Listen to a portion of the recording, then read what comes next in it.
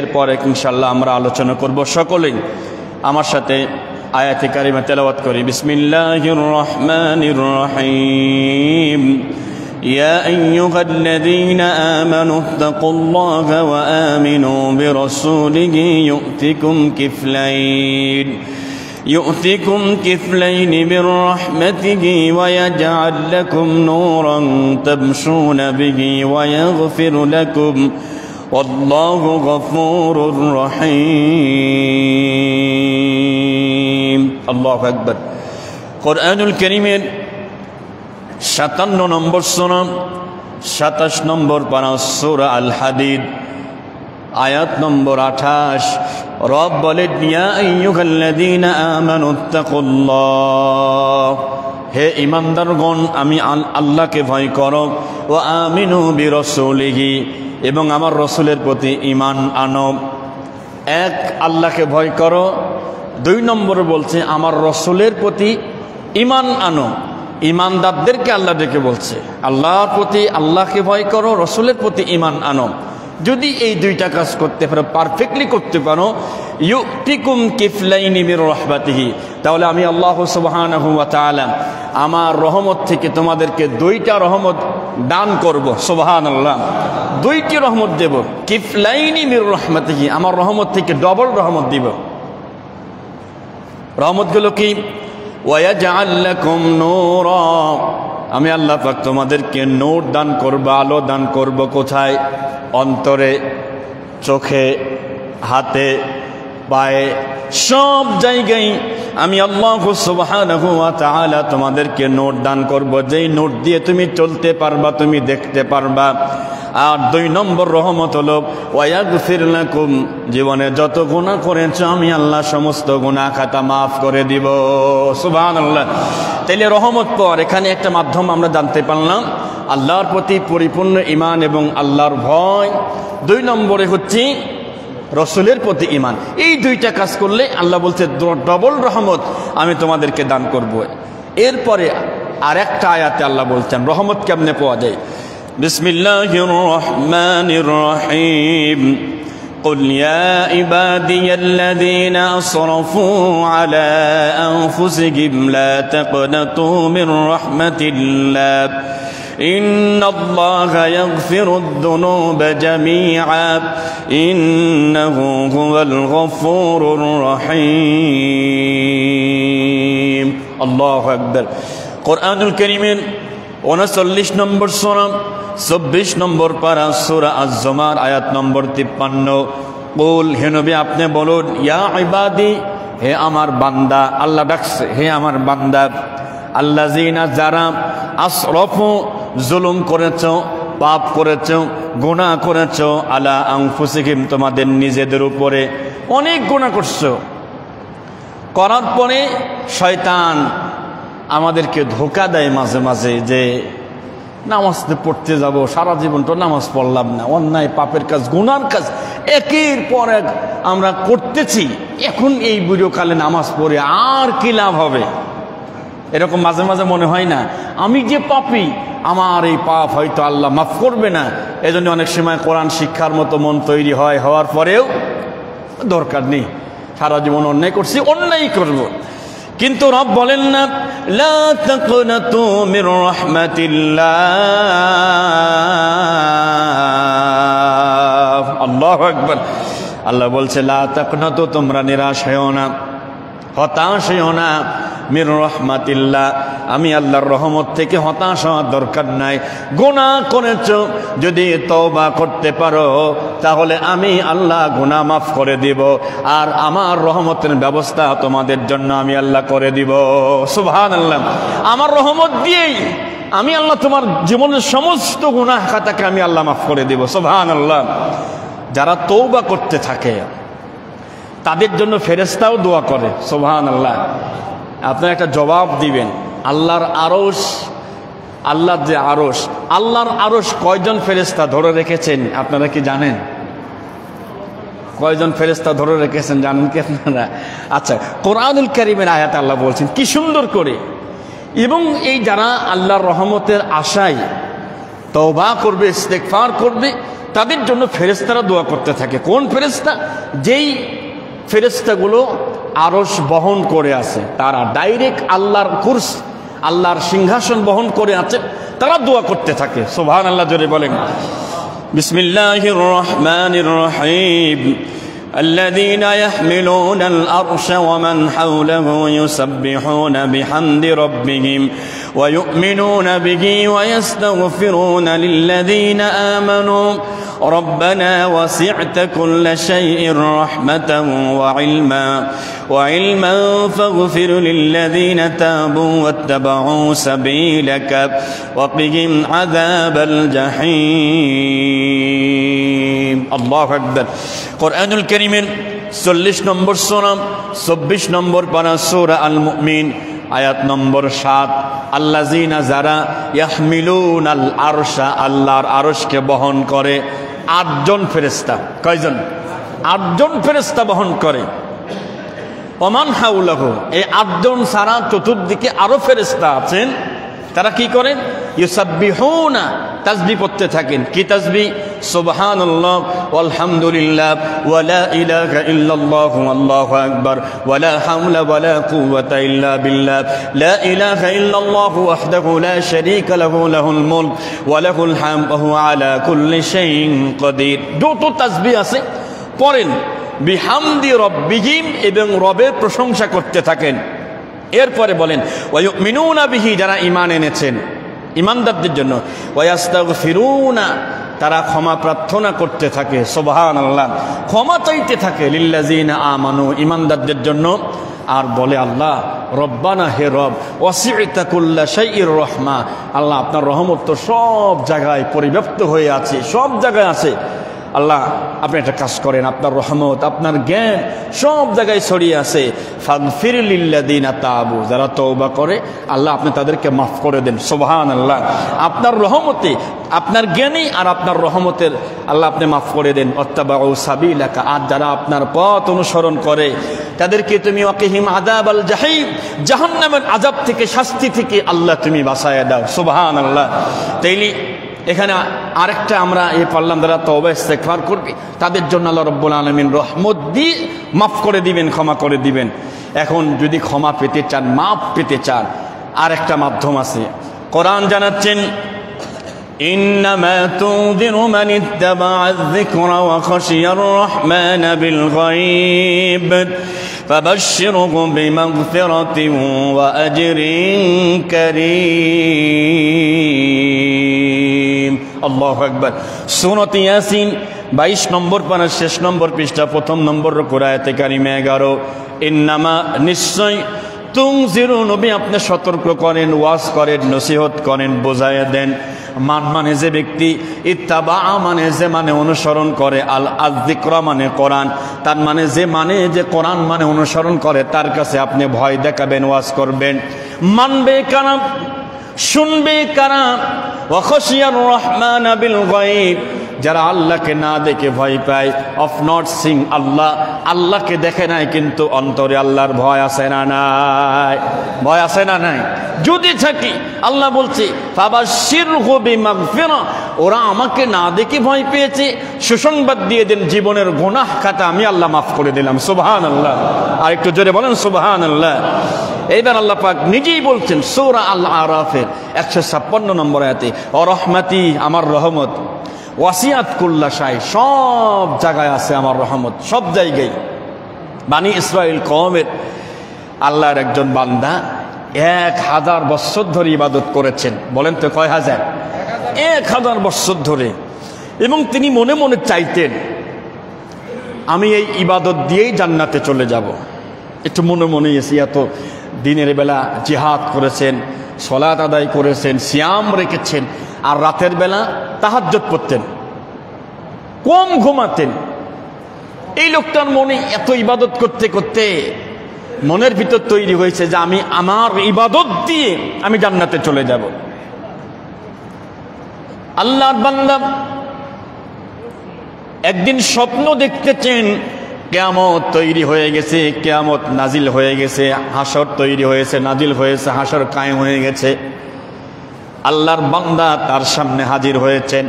তার আমল নামা দেখার পরে আল্লাহ খুশি হয়ে বলবে, যাও আমার দয়ায় তুমি জান্নাতে চলে যাও। কি বলেছেন? আমার দয়ায় তুমি জান্নাতে যাও, আমার রহমতে তুমি জান্নাতে যাও।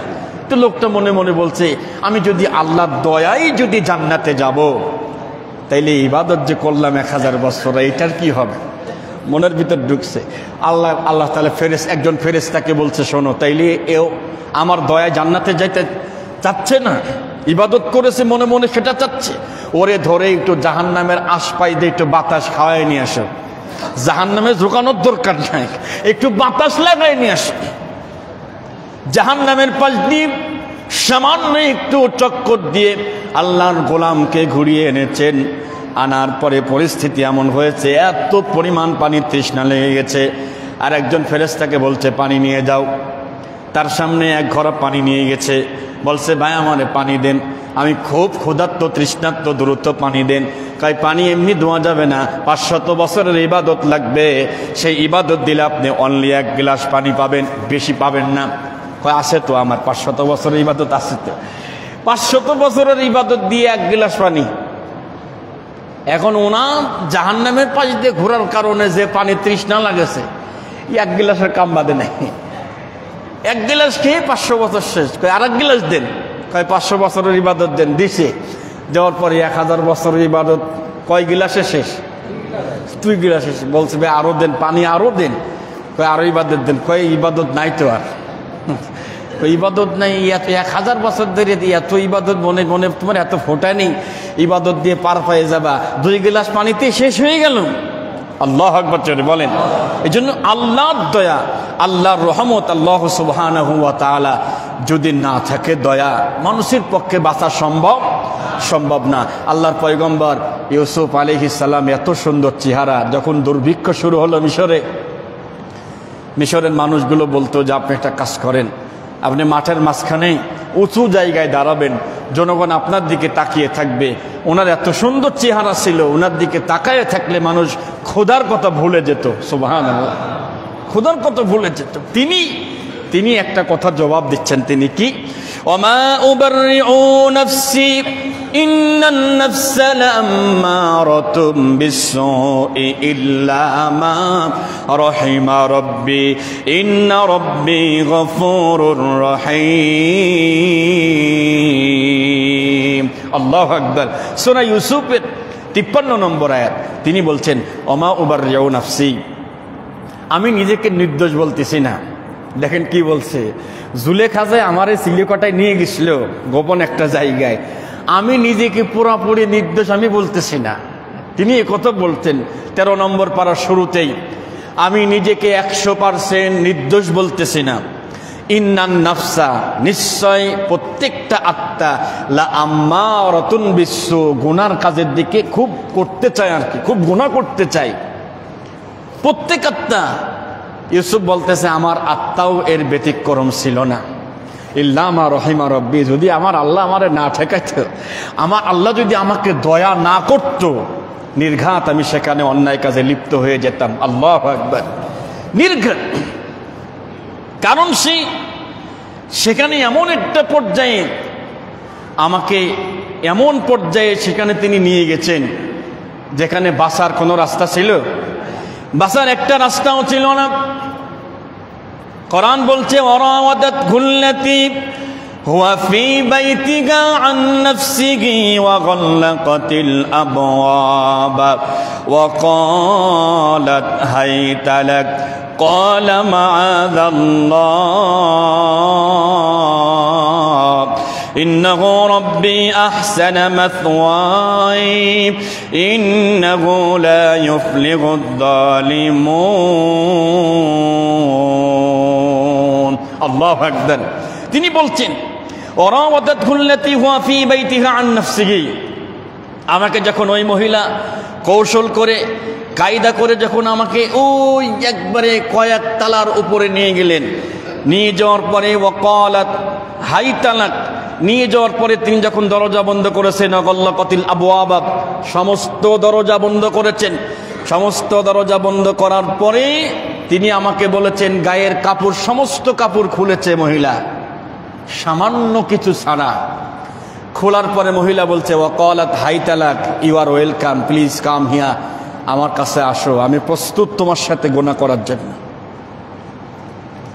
আল্লাহর পয়গম্বর তিনি দৌড় দিয়েছেন, অস্তাবাকাল বাবা ওয়া কদ্দাত কামিসাহু মিন দুবুরিন ওয়া আলফা ইয়া সাইয়্যিদাহা লাদাল বাব ক্বালাত মা জাযাউ মান আরাদা বিআহলিকা সুআন ইল্লা আন ইউসজানা আযাবুন আও আযাবুন আলীম। আল্লাহু আকবার। আল্লাহর পয়গম্বর অস্তাবাকাল বাবা দরজার দিকে দৌড় দিয়েছেন। তখন ওই মহিলাও বসে নাই, উনিও দৌড় দিয়েছে, দরজার কাছে গেছেন, দরজায় হাত দিয়েছেন। জিবরাইল এসে বলেছেন, আল্লাহর পয়গম্বর ইউসুফ আলাইহিস সালাম যদি বাঁচতে চান রাস্তা একটা আছে, দরজার কাছে চলে যান, সেখানে গিয়ে আপনি হাত দিবেন। আল্লাহর পয়গম্বর বলে, আমি যে হাত দিব কিন্তু বাহিরের থেকে তো লক করা, তালা মারা বাহির থেকে, আমি কেমনে যাব? ও দায়িত্ব আপনার না, আপনার দায়িত্ব দরজা পর্যন্ত যাওয়া, আর তালা ভাঙার দায়িত্ব স্বয়ং আল্লাহ নিয়েছেন। সুবহানাল্লাহ। আপনি যান না, উনি গিয়েছেন, হাত দেওয়া মাত্রই অটোমেটিক তালা ভেঙে গেছে। আল্লাহু আকবার। সমস্ত তালা ভেঙে যাওয়ার পরে মিন দুবুরি ওয়া আলফায়া সাজ্জিদাহা লাদাল বাব, একবারে শেষ দরজায় গিয়ে দেখে তার স্বামী দাঁড়ানো। কথা শুনতেছেন? স্বামী দাঁড়ানো। আল্লাহর পয়গম্বর ইউসুফ আলাইহিস সালাতু ওয়াস সালামের জামা পিছন দিক থেকে টেনে ছিঁড়ে ফেলেছে, আর মহিলার গায়ে তেমন কোনো কাপড় নাই। স্বামীকে দেখা মাত্রই ওনার মুড চেঞ্জ হয়ে গেছে। আগে ছিল একরকম, এখন একরকম। ওই যে একটা কথা আছে, কি যেন বলে, মেয়েদের কয় কলা নাকি কয়, একটা কথা আছে না, ছোলা কলা আছে আর কি। যাই হোক, তো তিনি বলছেন তার স্বামীকে দেখে, ক্বালাত মা জাযাউ মান আরাদা বিআহলিকা সুআন, যেই লোকটা আপনার পরিবারের কাছ থেকে অন্যায় কাজ করতে চায়, দেখেন যেই লোকটা, এই ছেলেটা আপনার পরিবারের অর্থাৎ আমার সাথে ফাহিশা কাজ করতে চায়, অন্যায় কাজ করতে চাই, ইল্লা আইয়ুসজানা, এরে জেলখানায় দিতে হবে, এরে জেলখানায় দিতে হবে, আও আযাবুন আলীম, অথবা কঠিন থেকে কঠিন শাস্তি দিতে হবে। আচ্ছা বলেন তো দেখি, একটা বিচারের মুখোমুখি হলো না, একটা আদালত লাগলো না, কিছুই লাগলো না, জুলেখা ডাইরেক্ট কি বলে দিল? কথা কর না কে, ডাইরেক্ট রায় দিয়ে দিল। হ্যাঁ, ও জুলেখা গেছে, এরপর আরেক জুলেখাও ছিল আমাদের। কথা কয় না, এ জুলেখা, এটা ছিল জালিয়েখা। এটার নাম কি ছিল? এর নাম ছিল জালিয়েখা। এ কোনো আইন কানুন লাগে না, যার প্রতি রাগ ডাইরেক্ট রায় দিয়েছে। আল্লাহ মাফ করুক, আমিন বলেন। রায় দিয়েছে জেলখানায় দিতে হবে অথবা কঠিন শাস্তি দিতে হবে।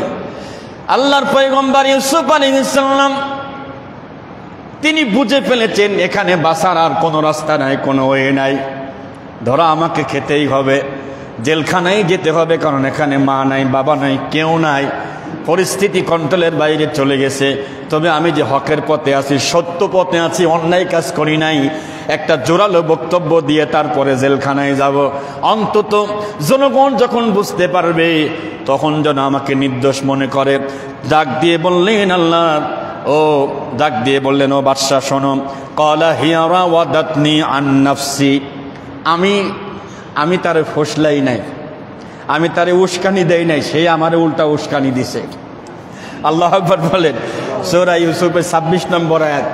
তিনি বলছেন, আমি তারে উস্কানি দেই নাই, সেই আমারে উস্কানি দিয়ে ওখানে যে নিয়ে গেছে কি জন্য, তা তো আমি আগে টের পাই না, এমনি ওখানে জ্বর পড়েই না বুঝলাম। আপনার যদি বিশ্বাস না হয়, ওয়াশাহিদা শাহিদুম মিন আহলিহা, আমার এবং তার মাঝখানে একটা সাক্ষী, আপনি সাক্ষী নিয়ে আসেন। কাকে? ওই যে দোলনায় যে বাচ্চাটা আছে, বাচ্চাটাকে নিয়ে আসেন।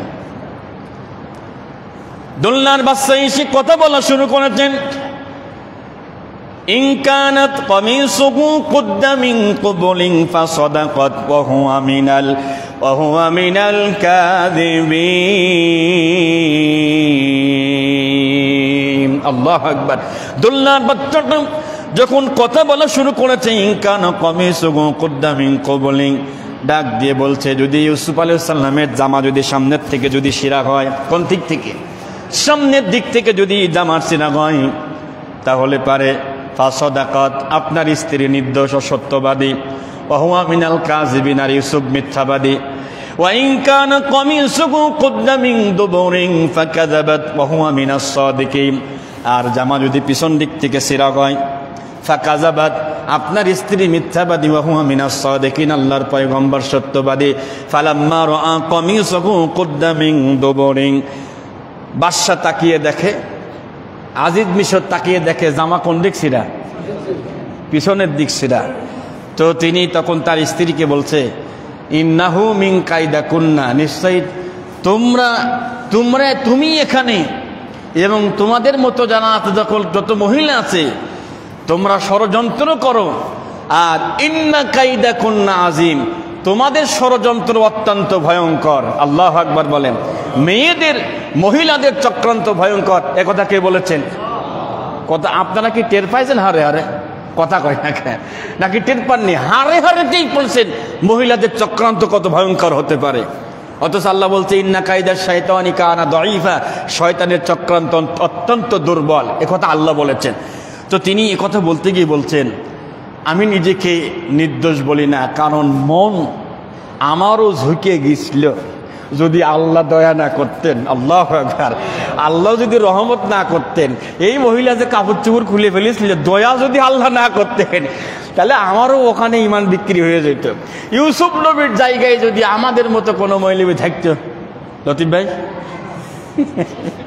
মনে করেন আর কি, ইউসুফ আলাইহিস সালামের সময় ওই মহিলা বিশ্ব সুন্দরী, সেই সময়ের চিন্তা করেন কি পরিবেশ থেকে তিনি দেখে আসছেন। এই জন্য যুবকদেরকে আল্লাহ এই সূরা নাজিল করে শিক্ষা দিচ্ছেন, যুবক দেখো ইউসুফ আলাইহিস সালাম থেকে শিক্ষা নাও, তিনি পাপের সুযোগ পেয়েও তিনি গুনাহে জড়িত হয় নাই। আল্লাহু আকবার বলেন। ভাইয়েরা আমার, আল্লাহর রহমত যদি পেতে চান, আল্লাহ সরাসরি আমার নবীকে রহমত বলেছেন। আল্লাহু আকবার বলেন। ওমা আরসালনাকা, সবাই পড়েন, ওমা আরসালনাকা ইল্লা রাহমাতাল লিল আলামিন। আল্লাহু আকবার। সূরাতুল আম্বিয়া 17 নম্বর পারা 10 নম্বর পৃষ্ঠার শেষ নম্বর উপরে 107 নম্বর আয়াতে কারিমা রব বলেন, ওয়া মানে এবং, মা মানে যা অথবা না, আর সাল্লাকা মানে আমি আপনাকে প্রেরণ করেছি, পাঠিয়েছি, ইল্লা মানে সারাবা ব্যতীত, রহমাতাল লিল আলামিন, as a mercy for the whole world. আল্লাহ বলছেন, I have been sent as a mercy for the whole world. নবী, আমি আপনাকে গোটা পৃথিবীর জন্য রহমত হিসেবে নাজিল করেছি। সুবহানাল্লাহ, রহমত হিসেবে নাজিল করেছেন আল্লাহ।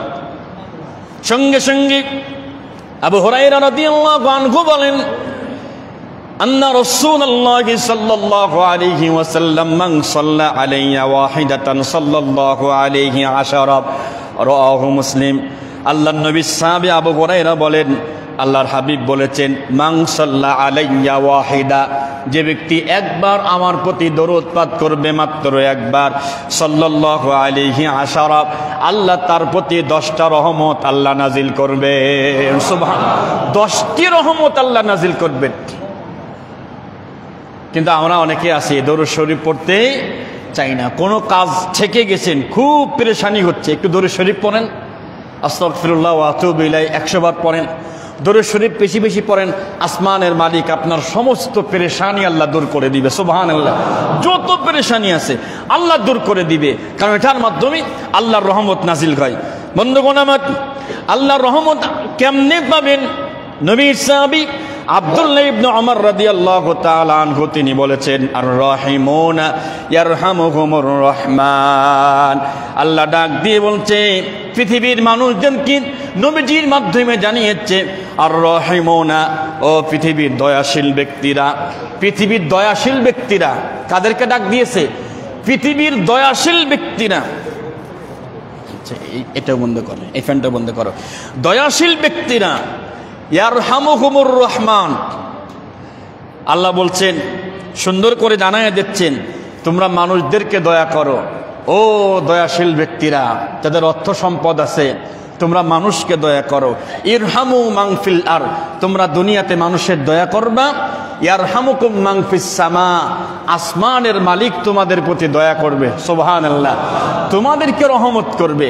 তার মানে আপনি যদি কাউকে যদি আপনি রহমত যদি দয়া যদি করেন, করুণা যদি করেন, আল্লাহর হাবিব বলেছেন আসমানের মালিক আপনার প্রতি করুণা করবে এবং এটা কন্টিনিউ করতেই থাকবে করুণা। সুবহানাল্লাহ। ভাইয়েরা আমার, আল্লাহর রহমত যদি পেতে চান তাইলে কি করতে হবে? ইন্নাল্লাযীনা আমানু ওয়াল্লাযীনা হাজারু ওয়া জাহাদু ফি সাবিলিল্লাহ উলাইকা ইয়ারজুনা রাহমাতাল্লাহ ওয়াল্লাহু গফুরুর রহিম। আল্লাহু আকবার। সূরাতুল বাকারা, কোরআনুল কারীমের 2 নম্বর সূরা 2 নম্বর পারা, আয়াতে কারিমা 218। ইন্না মানে নিশ্চয়, আল্লাযীনা মানে যারা, আমানু মানে ঈমানদার, ওয়াল্লাযীনা এবং যারা, হাজারু হিজরত করে। কি করে? হিজরত করে, দ্বীনের জন্য যারা হিজরত করে, ওয়াজাহাদু এবং জিহাদ করে। এবার আল্লাহ বলছেন ফি সাবিলিল্লাহ, আল্লাহর রাস্তায় যারা ঈমান আনে, তারপরে হিজরত করে, জিহাদ করে, উলাইকা ইয়ারজুনা রাহমাতাল্লাহ, আশা করা যায়, আল্লাহ বলছেন আশা করা যায় এই মানুষগুলো আল্লাহর রহমতের প্রত্যাশী হবে। সুবহানাল্লাহ, এরা আল্লাহর রহমত পাবে। ঈমান, হিজরত এবং জিহাদ, এই কয়েকটা কাজ কত গুরুত্বপূর্ণ যে এই কাজের মাধ্যমে আল্লাহ বলছে আশা করা যায় এরা রহমত পাবে, এরা রহমতের প্রত্যাশী। আল্লাহু গফুরুর রহিম, আল্লাহ ক্ষমাশীল এবং আল্লাহ রাব্বুল আলামিন দয়া করেন।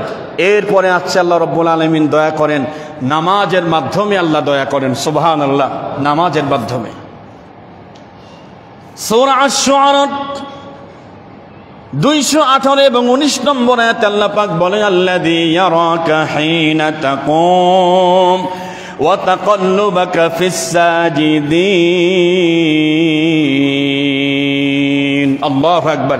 26 নম্বর সূরা আশ-শুআরা 19 নম্বর পারা 218-19। আল্লাযী, ভালো করে বুঝেন, আল্লাযী মানে যিনি, ইয়ারাকা তাকিয়ে থাকেন, হিনা মানে যখন, তাকুম ইউ আর স্ট্যান্ড আপ, যখন আপনি দাঁড়িয়ে যান তখন আল্লাহ আপনার দিকে তাকিয়ে থাকে। নামাজে কোথায়? নামাজে আপনার দিকে দাঁড়িয়ে থাকে। ওয়া তাকাল্লুবাকা ফিস সাজিদিন, যখন নামাজের কাতারে দাঁড়িয়ে রুকু করেন, সেজদা করেন, সেজদা অবস্থায় আল্লাহ রহমতের চাদর আপনার উপর আল্লাহ ধরে রাখে। তাফসিরে এসেছে যতক্ষণ সেজদায় থাকবেন ততক্ষণ আল্লাহ রহমতের চাদর ধরে রাখবে। সুবহানাল্লাহ, জোরে বলেন সুবহানাল্লাহ। এই জন্য মাঝে মাঝে নামাজের সেজদা, ফরজ নামাজে দরকার দেয়। ফরজ নামাজের সেজদা লম্বা হলো, পিছন দিক থেকে আবার উনি হকার দিই, মানে হেকার মানে বোঝেন তো, মানে হুজুর আমি শেষ করে বসে আছি, আপনি কি করতেছেন? হ্যাঁ, লোক আছে এইরকম। আমাদের কুষ্টিয়া হালসা একটা এলাকা আছে, মাগরিবের নামাজে পল্লী বিদ্যুৎ, তো ঘন বিদ্যুৎ যায় তো না, মাগরিবের নামাজে মানে হঠাৎ করে কারেন্ট বিদ্যুৎ চলে গেছে। ওই নামাজের মধ্যেই বলছে আজ যা কারেন্ট চলে গেল, এখন কি হবে? নাউযুবিল্লাহ। আরে বলেন, ইনার কি নামাজ হবে? ইনি কি আল্লাহর দয়া পাবেন? ইনি কি আল্লাহর রহমত পাবেন? যতক্ষণ সেজদায় থাকবেন ততক্ষণ আল্লাহ রহমতের চাদর আল্লাহ নিজে ধরে থাকেন। এই জন্য অন্তত নফল নামাজ, সুন্নাত নামাজে একটু লম্বা সময় আমরা একটু পার করবো, করা যাবে না ইনশাল্লাহ ভাই। আর নামাজ কেন পড়বেন? হাসরের ময়দান যখন বিচার শুরু হবে, বিচার যখন শুরু হবে, আল্লাহর হক নামাজের মাধ্যমে বিচার শুরু হবে। আর বান্দার হক, খুন করেছেন কাউকে, হত্যা করেছেন কাউকে, হত্যা দিয়ে আল্লাহ বিচার শুরু করবে। এমন কি কোন শিংওয়ালা ছাগল যদি কোনো শিংবিহীন ছাগলকে গোতা দেয়, শুনতেছেন? ক্ষমতা থাকলেই খালি গোতাগুতি করবেন, কাউকে থাপ্পড় দিবেন, কাউকে সব দিবেন, এত সোজা না। আল্লাহ ছাগলের বিচার যদি করে আপনারে কি করবে? কথা বুঝতেছেন তো? হ্যাঁ, শিংওয়ালা ছাগল, কিয়ামতের ময়দানে 2 ছাগলকে আল্লাহ উপস্থিত করবেন, প্রেজেন্ট করবেন। যার শিং ছিল না তার মাথায় আল্লাহ শিং গজাই দিবেন। গজাই দিয়ে বলে তোমারে যে পরিমাণ আঘাত দিয়েছিলে তুমি ওই পরিমাণ একটা আঘাত দিয়ে দাও। বুঝছেন? এদের আর বিচার হবে না, এই বিচার দিয়েই শেষ হয়ে যাবে। ভাইয়েরা আমার, হাসরের ময়দানে ইন্না আউয়ালা মা ইউহাসাবু বিহিল আবদু ইয়াউমাল কিয়ামাতিস সালাহ ফাইন সালাহাত ফাকাদ আফলাহা ওয়া আনজাহা ওয়া ইন ফাসাদাত ফাকাদ খাবা ওয়া খাসিরা। নবীজি বলেছেন, কিয়ামতের কঠিন ময়দানে বান্দার আমলনামা, নামাজের আমলনামা তার হাতে দেওয়া হবে এইভাবে, টাকা নামার দিকে এইভাবে হাতে দেওয়া হবে, দিয়ে আল্লাহ ফেরেশতাকে বলবে দেখো নামাজের খবর কি। যদি নামাজ ঠিক থাকে ফাইন সালাহাত ফাকাদ আফলাহা ওয়া আনজাহা, আল্লাহ রাব্বুল আলামিনের ফেরেশতা তাকে জয়ী হিসাবে ঘোষণা দিয়ে দিবে। সুবহানাল্লাহ, বলবে ইনি জান্নাতি। ওয়া ইন ফাসাদাত ফাকাদ খাবা ওয়া খাসিরা, নামাজে যদি গরমিল থাকে বলা হবে ইনি চূড়ান্ত ক্ষতিগ্রস্ত এবং চূড়ান্ত ধ্বংসপ্রাপ্ত হয়ে গেছে, উনি জাহান্নামী। সেই বিষয় আসবে মালিক ইয়াউমিদ্দিনের আয়াতের তাফসিরে বিষয়গুলো আসবে ইনশাআল্লাহ। যখন কোনো আল্লাহর বান্দা যে পাপ করে, যে গুনাহ করে, যদি সে গুনাহ থেকে স্টপ হয়ে যায়, গুনাহ যদি আর না করে, তাইলে বুঝবেন উনি আল্লাহর রহমত পাচ্ছেন। সুবহানাল্লাহ। এখন আমাদের ভিতরে গুনাহ আছে না নাই? পাপ আছে না নাই? অন্যায় আছে না নাই? কিছু এরকম আছে যেগুলো আল্লাহ জানেন, আর কিছু পাপ এরকম আছে যেগুলো আল্লাহ জানেন না। হ্যাঁ, কিছু পাপ আছে এরকম আল্লাহর অগোচর নাকি, আল্লাহর চিন্তার বাইরে নাকি মনে হয়? একটা পাপ আল্লাহর চিন্তার বাইরে নেই, আল্লাহর চোখের বাইরে নাই। আমি বলেছিলাম একবার, একটা ছেলে ক্লাস 10-এ পড়ে, উনি ফজরের নামাজের পরে আমার কুষ্টিয়া মসজিদে বসে একটা আফসোস করতেছিলেন, অন্যায় করে ফেলেছেন। অন্যায়টা কি ছিল? উনি বলছে, হুজুর এলাকার একজন নেতা আমাকে তুলে নিয়ে গেল, আমার আব্বা একটু ছিল পক্ষে ছিল, তুই সাথে যা, তুলে নিয়ে গিয়ে স্কুলে নিয়ে গেল। তো স্কুল হচ্ছে সকাল 9টায়, নিয়ে গেছে রাত 3টায়। রাত কয়টায়? রাত 3টায় নিয়ে গেছে। কি জন্য বুঝতে পারতেছেন আপনারা? তো ছেলেটা বলতেছে আমাকে নিয়ে যাওয়ার পরে ওখানে আমাকে বললো তুমি এখানে সিল মারো। তো আমি ভয়ে মারলাম। তো কয়টা মারলেন আপনি? কয় যে হুজুর 110টা মারিছি আমি। তো আমার কাছে কেন? হুজুর আমি শুনতে আইছি আমার গুনাহ হয়েছে নাকি। 110টা ভোট চুরি করেছে, শুনতে আইছে গুনাহ হয়েছে নাকি। এই মাসালা কি আমার কাছে শোনার দরকার আছে? কি আপনাদের কি মনে হয়? এটা তো দরকার নেই আমার কাছে, এটা তো নিজেই বোঝা যায়। মন সাক্ষী দিচ্ছে যে আমি অন্যায় করেছি, আমি পাপ করে ফেলেছি। ভাইয়েরা আমার, বান্দা যখন গুনার সাথে জড়িত হয়ে যায়, আল্লাহ পাক বান্দাকে ডাক দেয়, ইয়া আইয়ুহাল ইনসান, ইয়া আইয়ুহাল ইনসানু মা গররাকা বিরাব্বিকাল কারীম। আল্লাহু আকবার। আল্লাহ ডাক দেয়, ইয়া আইয়ুহাল ইনসান, হে মানুষ, মা গররাকা বিরাব্বিকাল কারীম, কে তোমাকে থামিয়ে রাখলো? তোমার রব, সম্মানিত রব তোমাকে দেখছে। কে তোমাকে এই পাপের ভিতরে ডুবিয়ে রাখলো? মনে রাখবেন, আমি যে গুনাহটা করতেছি, একটা জিনিস মনে রাখবেন, আপনার স্ক্রিনে আপনি লিখে রাখবেন, আল্লাহ শোমি, আল্লাহ আমাকে দেখছেন। আমি যে এই গুনার কাজে জড়িত হচ্ছি, আল্লাহ না করুক যদি এই অবস্থায় আমার মরণ হয়, এই অবস্থায় যদি আমার মরণ হয়, একটু ভাবেন তো, মৃত্যুর গ্যারান্টি কারোর কাছে আছে? কারোর কাছে নেই। যখন কোনো মানুষ গুনাহ থেকে বাঁচে, তখন মনে করবেন আল্লাহ আপনাকে রহমত দিচ্ছে। সুবহানাল্লাহ। আপনি রহমতের মধ্যে আপনি থাকতে পারবেন। এই রহমতের যে কোয়ালিটির কথা বললাম, এরপরের আয়াতে আল্লাহ বলছে মালিকি ইয়াউমিদ্দিন, যিনি বিচার দিবসের মালিক। এবার বলেন একটা কথা আপনাদেরকে জিজ্ঞাসা করি, বিচার দিবসে যদি আল্লাহ তাআলা, আমার বয়স 40 সাপোজ মনে করেন আর কি, আপনার বয়স 60 বছর, 60 বছরের 59 বছর বাদ অনলি 1 বছরের হিসাব যদি আল্লাহ আপনার কাছে চায়, আল্লাহর সামনে দাঁড় করিয়ে 1 বছরের হিসাব কে কে দিতে পারবেন? হাত তোলেন। আছেন কেউ? বিশাল ব্যাপার। 1 বছর না, গতকাল আর আজকে 2 দিনের হিসাব কি দিতে পারবেন? আহা, কিয়ামতের কঠিন ময়দানে মানুষগুলো যখন কবর থেকে উঠবে, 3 ভাবে উঠবে। বলেন কয় ভাবে উঠবে? 3 ভাবে উঠবে। আল্লাহ তাআলা মানুষকে বিচারের আওতায় নিয়ে আসবেন, আল্লাহর সামনে হাজির করবেন 3 ভাবে। কয় ভাবে বলেন? 3 ভাবে। বান্দার কাছে আল্লাহ আমল পৌঁছায় দিবে তিনভাবে। কয়ভাবে? তিনভাবে। মুসিবতের সময়, কিয়ামতের কঠিন মুসিবতের সময় নবীজিকে তিন জায়গায় পাওয়া যাবে। কয় জায়গায়? তিন জায়গায়। তিন প্রকার মানুষকে দিয়ে আল্লাহ জাহান্নাম উদ্বোধন করবে। বিশাল ব্যাপার। কয় প্রকার? তিন প্রকার মানুষকে দিয়ে আল্লাহ জাহান্নাম উদ্বোধন করবে। একটু ভাবেন, কল্পনা করেন। এবং তারা সাধারণ কোনো লোক না। এই তিন প্রকার মানুষই খুব আল্লাহওয়ালা ছিলেন, খুব আল্লাহওয়ালা ছিলেন। আমরা আলোচনা করব ইনশাআল্লাহ। বন্ধুগণ আমার, কবর থেকে হাসরের ময়দানে মানুষ যখন আল্লাহর কাছে উঠবে, পদ্ধতি তিনটা। নাম্বার 1, সিনপাদ মোশাতা। আল্লাহর হাবিব বলেছেন, কবর থেকে ওঠার পরে মানুষগুলো হেঁটে হেঁটে হাসরের ময়দানে উপস্থিত হবেন। কি অবস্থায়? হুফাতান ওরাতান ওয়া গুরলান। আল্লাহর হাবিব বলেছেন, গায়ে কোনো পোশাক থাকবে না, একবারে উলঙ্গ অবস্থায় উঠবে। পায়ে কোনো জুতা থাকবে না, খাতনাবিহীন অবস্থায়। এই তিন অবস্থায় কোটি কোটি মানুষ আরাফাতের এই ময়দানটাকে আল্লাহ টেনে লম্বা করে হাসরের ময়দান বানিয়ে ফেলবেন। যখন এই কথাগুলো শুনলেন, আম্মা জান আয়েশা বলেন, ইয়া রাসূলুল্লাহ, ইয়া হাবিবাল্লাহ, তাইলে উলঙ্গ অবস্থায় সবাই যদি একই মাঠে যদি অবস্থান করে, হুজুর আমাদের কি খারাপ লাগবে না? লজ্জা লাগবে না? আমাদের কি খারাপ লাগবে না হুজুর?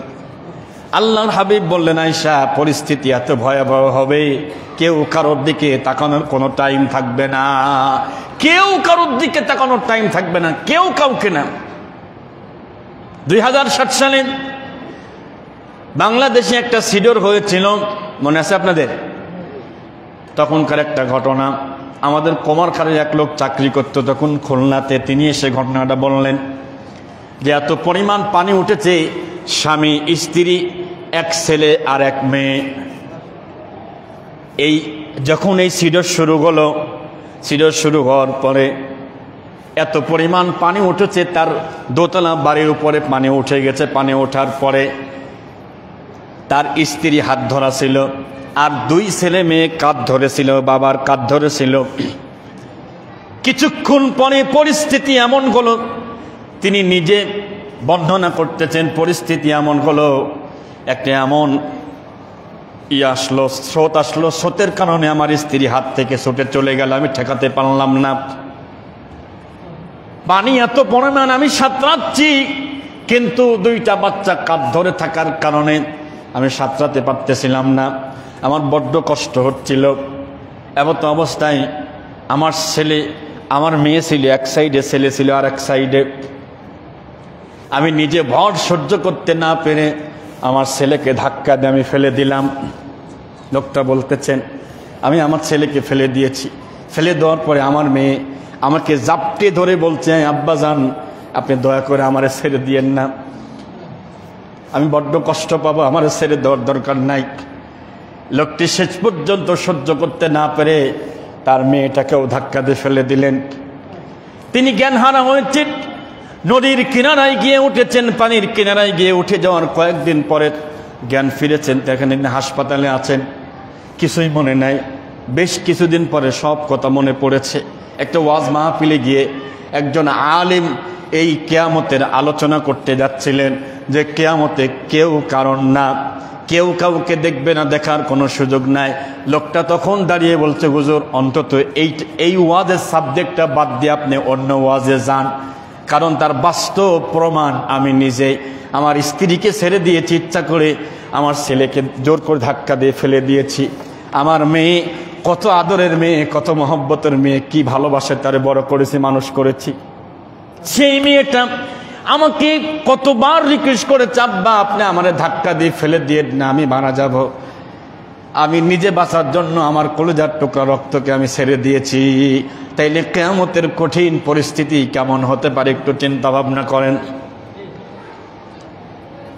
2 নম্বরে, কিছু মানুষ কবর থেকে উঠবে, ওয়াসিন পারুকমানা। নবী আমার বলেছেন, আরেকটা গ্রুপ কবর থেকে ওঠার সঙ্গে সঙ্গে ওরা জান্নাতের গাড়ি পেয়ে যাবে। জোরে বলা যাবে কি সুবহানাল্লাহ? আমরা সবাইকে জান্নাতের বাহন চাই, জান্নাতের গাড়ি চাই ইনশাআল্লাহ। আল্লাহ তুমি কবুল করো, জোরে বলেন আমিন। জান্নাতের গাড়ি পেয়ে যাবে কিছু মানুষ, আর একটা দল কবর থেকে ওঠার পরে ওয়াসিনফান আলা বুজুহিহিম, আল্লাহর হাবিব বলেছেন আর একটা দল থাকবে, গ্রুপ থাকবে, মাথা থাকবে নিচেই, পাও থাকবে উপরে। মাথা কোথায় থাকবে? নিচেই, পাও থাকবে উপরে। কেন ইমাজিন দ্যাট, একটু কল্পনা করেন, একটু ভাবেন এই মানুষগুলো কারা? মাথা নিচেই, পাও উপরে। আজান হয়েছে, মুয়াজ্জিন সাহেব কতবার আপনাকে মসজিদ থেকে আহ্বান করেছে, হাইয়া আলাস সালাত, হাইয়া আলাস সালাত।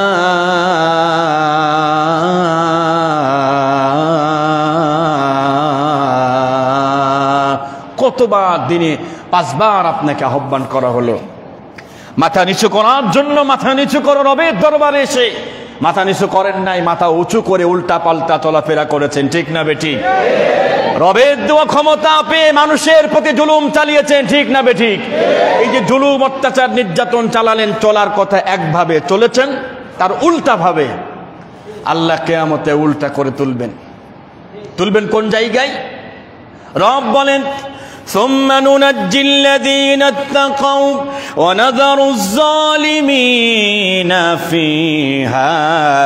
فيها جثيا। আল্লাহু আকবার। সূরা মারিয়াম কোরআনুল কারীমের 16 নম্বর পারা 19 নম্বর সূরা 72 নম্বর আয়াতে কারিমা। কিয়ামতের কঠিন ময়দানে সকল পরহেজগার মানুষদেরকে আল্লাহ মাফ করে দিবেন। কোন জায়গা থেকে? যখন ফুলসিরাত পার হবে, আগেই আল্লাহ অনেক মানুষকে বুঝতেই পারবে না তিনি ফুলসিরাত পার হয়ে গেছে, ওইখানে আল্লাহ মাফ করে দিবেন। আর জালিমদেরকে আল্লাহ ওখানে তুলবেন। ওয়ানাযারুজ জালিমিনা ফিহা জিসিয়া, মাথা নিচেই, পাও উপরে।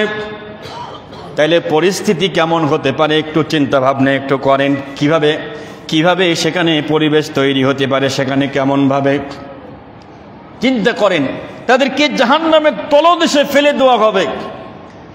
এরপরে হাসরের ময়দানে আল্লাহর সামনে প্রেজেন্ট করা হবে 3 ভাবে। কয়ভাবে? প্রথমবার একা একা আল্লাহ ডাকবেন, আল্লাহু আকবার, একা একা ব্যক্তিগতভাবে আল্লাহ প্রত্যেকটা মানুষের সাথে একা একা সাক্ষাৎ করবে। কয় হুজুর তাইলে কত সময় লাগবে? একটা সময় কোরআনের কথা এসেছে, 50 আলফা সানাতিন মিম্মা তাউদ্দুন, টানা 50,000 বছর হিসাবের জন্য আপনার দাঁড়িয়ে থাকা লাগবে। সবার জন্য না, আল্লাহু আকবার, সবার জন্য না। সূর্য চলে আসবে মাথার উপরে, কেউ বলছে আধা হাত, কেউ বলছে 1 মাইল। 1 মাইল বাদ দিলাম, যেখানে আছে সেখান থেকেই মাঝে মাঝে যে হিট দেয়, যে তাপ দেয়, সহ্য করার মতো বলেন? সহ্য করার মতো না। সেটা 1 মাইল উপর থেকে যদি হিট দেয়, নবীজি বলেছেন পাপের কারণে শরীরে ঘাম শুরু হবে। সেই ঘামটা কারোর পায়ের গোড়ালি পর্যন্ত, কারোর হাঁটু পর্যন্ত, কারোর কোমর পর্যন্ত, কারোর মাথার উপর পর্যন্ত। উপরে আসার পরে এরকম আটকায় যাবে। আপনি যে এখানে সাঁতরাবেন সেই সুযোগ সেখানে থাকবে না। লাগামের মতো এরকম টেনে ধরবে, তার থেকে মাথা পর্যন্ত আপনারে কাফনের মতো একদম প্যাকেট করে ফেলবে। এত পরিমাণ ঘাম সেখানে হবে। মানুষগুলো হয়রান হয়ে তারা, এই যে পরিস্থিতি এরকম হবে, তো তারা বলতে থাকবে চলো আমরা কারোর খোঁজে একটু যাই, দেখি এই পরিস্থিতি থেকে আমাদেরকে কেউ বাঁচাইতে পারে কিনা, এই যে একটা পরিস্থিতি বাঁচাতে পারে কিনা। নবীজি বলেছেন যে কিয়ামতের কঠিন ময়দানে সর্বপ্রথম রওজা থেকে আমাকে তোলা হবে, সুবহানাল্লাহ। সর্বপ্রথম আমাকে তোলা হবে জান্নাতি পোশাক সহ, সুবহানাল্লাহ। নবীজিকে আল্লাহ উলঙ্গ অবস্থায় আল্লাহ তুলবেন না, আল্লাহু আকবার। নবীজি বলেন আউয়ালু মান ইউহাররিকু হালাকাল জান্নাহ, তোলার পরে সর্বপ্রথম জান্নাতের গেটে গিয়ে আমি নবী নক করব। সেখান থেকে প্রশ্ন করা হবে কিল আমান, হু আর ইউ, কে বলছেন আপনি? নবীজি বলবেন ফায়াকুলু আনা মুহাম্মদ সাল্লাল্লাহু আলাইহি ওয়াসাল্লাম, আমি মুহাম্মদ বলতেছি। ফেরেশতা বলবে বিকা উমিরতু আল্লাহ আফতাহু লিআহাদিন ক্বাবলাক, এর আগে আল্লাহ রাব্বুল আলামিন কাউকে পারমিশন দেয় নাই যে দরজা খুলতে হবে, কিন্তু আপনার জন্য আল্লাহ পারমিশন আগেই দিয়ে রেখেছেন। আসেন ওয়েলকাম। নবীজি বলেন ফাদাখালাল জান্নাহ, আমি জান্নাতে ঢুকে পড়বো। ওয়া মাই ফুকারাইল মুসলিমিন, আমার সাথে প্রথম চান্সে আমার কিছু গরিব মুসলমান, গরিব উম্মত প্রথম চান্সেই আমার সাথে জান্নাতে চলে যাবে। সুবহানাল্লাহ। গরিব টাকাওয়ালা না, আপনি একটু হিসাব করে নেবেন আপনি সেই কাতারে পড়ছেন কিনা। টাকা নাই বলে কি মন খারাপ করা যাবে? সেই চান্সে ৭০,০০০ সাহাবী, ৭০,০০০ উম্মত এক চান্সে ঢুকবে। আবার এক একটা উম্মতের সাথে আলাদা করে ৭০,০০০ আল্লাহ ঢোকায় দেবে, কোনো হিসাব আল্লাহ নেবে না। প্রথম চান্সে কি জান্নাতে যেতে চান ইনশাল্লাহ? হাত নামান। আল্লাহ যে কাজ করে রাখিছি প্রথম চান্স, শেষ চান্সে গিয়ে চান্স হবে কিনা সেটা শুধু ভয় হয়। লাস্ট স্টেপে গিয়ে চান্স পান্স কিনা সেটা চিন্তা করেন। তবে অন্তরে আশা রাখার দরকার আছে না? নাই, আশা রাখেন একটু। নবীজি বলেন মানুষগুলো হয়রান হয়ে আদম নবীর কাছে যাবে, গিয়ে বলবে আংতা আবানা, আপনি আমাদের পিতা, আদি পিতা, একটু আল্লাহর কাছে বলেন না, বিচার হয়ে যায় যাক, একটু বাঁচার রাস্তা যদি হয়ে যেত, ওই জাহান্নাম হয়ে যায় যাক, কিন্তু এই যে সূর্যের তাপ এটা সহ্য করতে পারতেছি না। আল্লাহর পয়গম্বর আদম আলাইহিস সালাম বলবেন শোনো আমার সন্তানেরা, আল্লাহ জান্নাতে ঢুকিয়ে আমাকে নিষেধ করেছিলেন গাছের নিকট যাবা না, আমি তারপরও গিয়েছিলাম। আল্লাহ নিষেধ করেছিলেন ওয়ালা তাকরাবা হাযিহিশ শাজারাতা ফাতাকুনা মিনাজ জালিমিন, খবরদার আদম হ্যাঁ জান্নাতে থাকো, খাও দাও, যেখানে ইচ্ছা সেখানে যাবা, গাছের নিকট যাবা না। তিনি এই ওয়াজ করতেছেন কিয়ামতের ময়দানে আমি আল্লাহর এই অর্ডার অমান্য করেছিলাম, আমি ভয়ে আছি, আল্লাহ প্রচণ্ড রেগে আছেন, না জানি আল্লাহ আমাকে প্রশ্ন করে বসেন আদম তুমি কেন এই কন্যায় কাজটা করেছিলা, আমি পারবো না, আমি নিজের টেনশনে আছি, তোমরা নূহ আলাইহিস সালামের কাছে চলে যাও, গিয়ে দেখো তিনি কিছু করতে পারে কিনা। আল্লাহর পয়গম্বর নূহ আলাইহিস সালামের কাছে সবাই চলে আসবে, আসার পরেই বলবে ও আল্লাহর পয়গম্বর নূহ, আল্লাহ আপনাকে একটা উপাধি দিয়েছিলেন ইন্নাহু কানা আবদান শাকুরা, আল্লাহ আপনাকে আবদান শাকুরা বলেছেন, চিরকৃতজ্ঞ বান্দা বলেছেন। আমরা কঠিন বিপদের মধ্যে আছি, একটু আমাদের একটু বাঁচান। তিনি বলবেন আমার পক্ষে সম্ভব হবে না, আমি পারবো না, কারণ আমার জন্য আল্লাহ একটা দোয়া করার জন্য পারমিশন দিয়েছিলেন, দোয়া করলেই দোয়া কবুল হয়ে যাবে, কিন্তু সেই দোয়া আমার উম্মতের বিরুদ্ধে আমি দোয়া করেছিলাম, বদদোয়া করেছিলাম, ভালো দোয়া আমি করতে পারি নাই, জানি না আল্লাহ আমাকে তার কারণে পাকড়াও করে কিনা, আমি ইয়া নাফসি করতেছি, আমার পক্ষে সম্ভব না, তোমরা ইব্রাহিম নবীর কাছে চলে যাও। সব মানুষগুলো আল্লাহর পয়গম্বর ইব্রাহিম নবীর কাছে যাবে, গিয়ে দেখবে আল্লাহর পয়গম্বর ইব্রাহিম তিনিও ইয়া নাফসি করতেছেন। পরিস্থিতি কেমন চিন্তা করেন, একটু ভাবেন, যাকে আল্লাহ মিল্লাতা আবিকুম ইব্রাহিম মুসলিম জাতির পিতা বানিয়েছেন, তিনি ইয়া নাফসি করতেছেন, তার কাছে বলো আল্লাহর কাছে একটু কথা বলেন, কথা শুরু করেন যেন একটু বাঁচার রাস্তা হয়। তিনি বলবেন আমি পারবো না, কারণ আমি ইচ্ছাকৃতভাবে 3টা অসত্য কথা আমি বলেছিলাম, বলতে চাই না, এটা ছিল সাদা মিশা কথা, বলতে চাই নাই কিন্তু বিপদে পড়ে আমি বলেছি।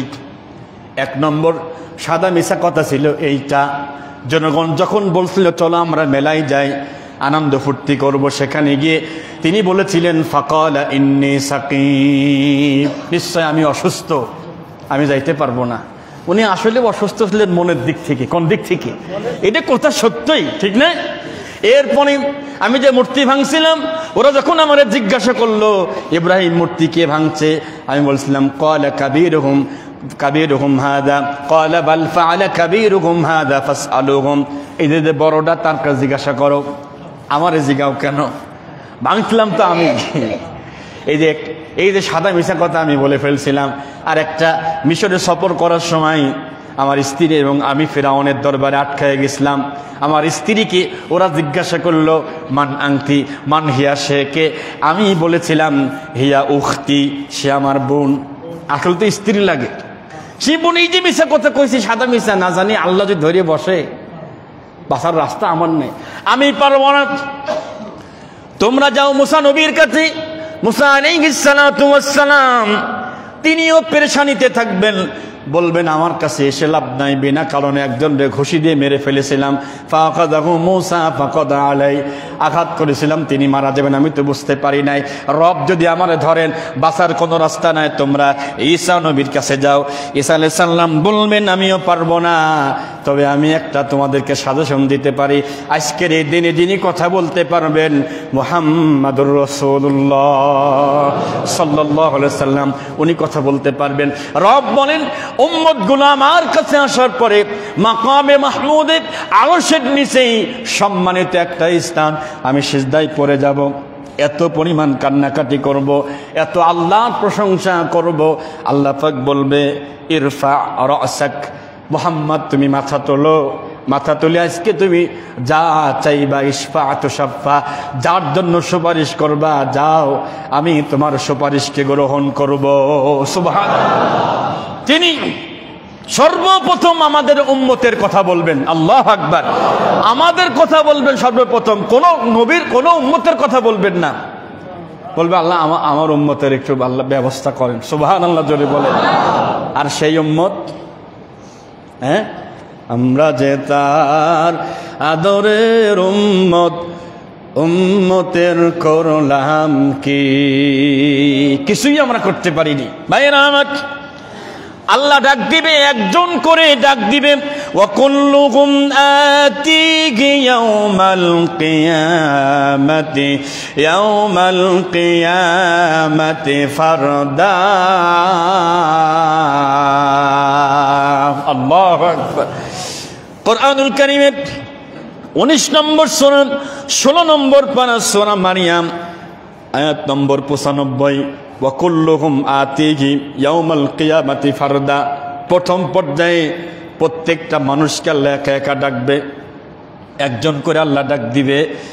ডাক দেওয়ার পরে বান্দার যে কিছু গুনাহ আছে, কিছু অপরাধ আছে, কিছু পাপ আছে, এদের ভিতরে এমন কিছু বান্দা থাকবে, সেই বান্দাকে আল্লাহ ডাক দিবে।